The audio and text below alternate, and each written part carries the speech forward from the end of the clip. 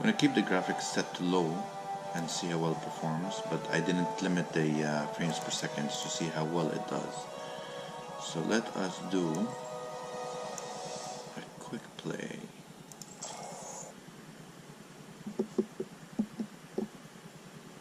So right now we're doing 59, 60 frames per second, but then again we haven't really started the game yet, so we're going to see how well it performs as we're playing in action.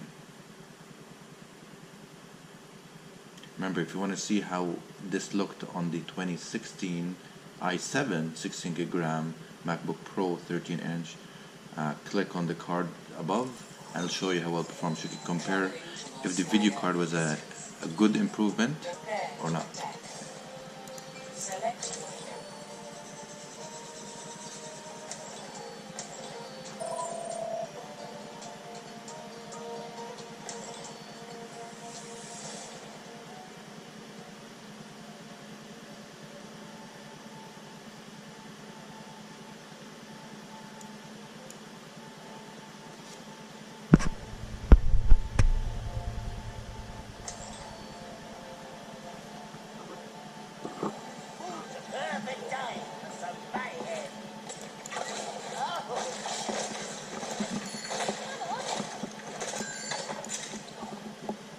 The graphics actually look decent.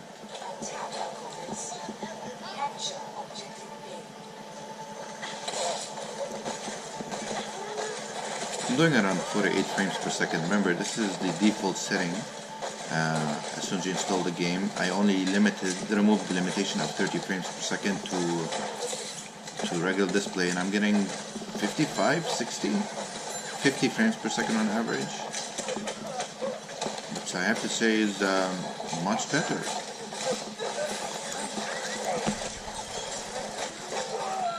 Oh, that was good. Alright, so let's pump up the graphics, see if we can significantly lower the quality. I mean, significantly lower the performance. So now I'm setting to medium.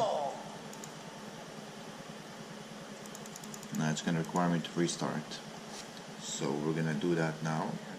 Okay, so the graphics seem a bit better, but I'm doing 41, 42 frames per second. There's definitely a lag, and in action it dropped to 39 frames per second. I wouldn't say it's ideal to play Overwatch outside low setting. Let's see. I am noticing a lag, I'll tell you that. 38, 37 frames per second. No, you wouldn't want to play at this setting. You are gonna, I mean, in here, trust me, every frame matters because it's gonna affect your performance and you're gonna die more. Any lag, any latency. So you're actually gonna still have to play it low, but even at low setting, we're still getting 60 frames per second, which is pretty decent. Now, of course, you can go to the advanced and start messing up with some of these settings, and I can give some recommendations in description how to get better or the most out of it to get the best graphics for not losing a lot of speed but have a little still better quality. I'll add those in the description, but I mean, honestly, I don't see a huge improvement in game mode. I mean, I'm sure if you look at the the performance I was showing in between the 2016 and 2017, yeah, you can see on numbers they seem to be better on CPU and so on, but in gaming you're not really gaining any frames per second, not at all. So is it worth the upgrade? No.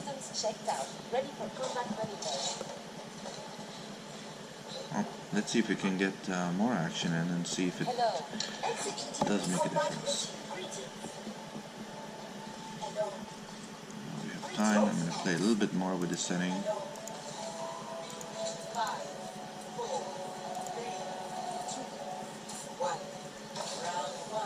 I don't think I can turn off anything any more than that.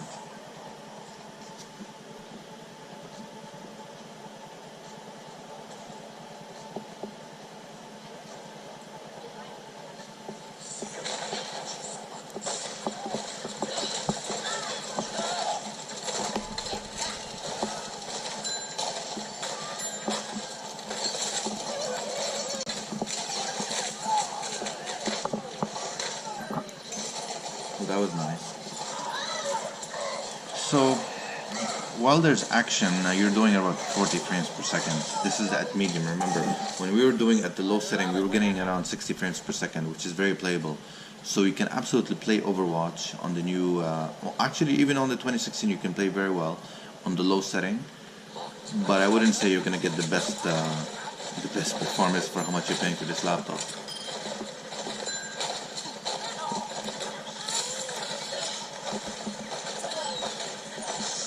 I'm getting it on 50 frames per second.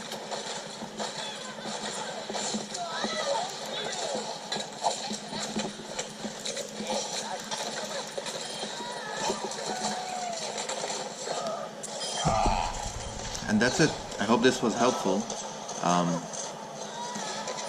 Other than that, I don't know if it was a massive upgrade. But then again, remember, we're comparing the i7 2016 to the i5 2017.